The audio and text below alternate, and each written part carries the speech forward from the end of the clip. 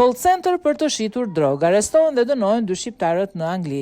2 shqiptarët arrestuar për trafik droge në Angli janë dënuar me 14 vite burg për furnizimin e kokainës me vlerë mbi 400.000 pound në Surrey.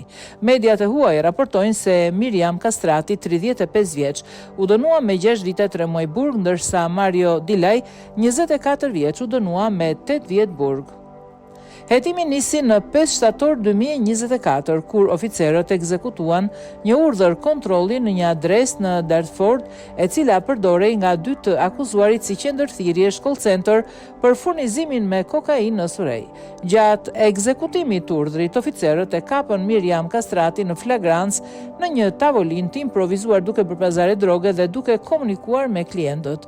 Edhe Mario Gilaj u arrestua pasi tentoi të largohej nga prona.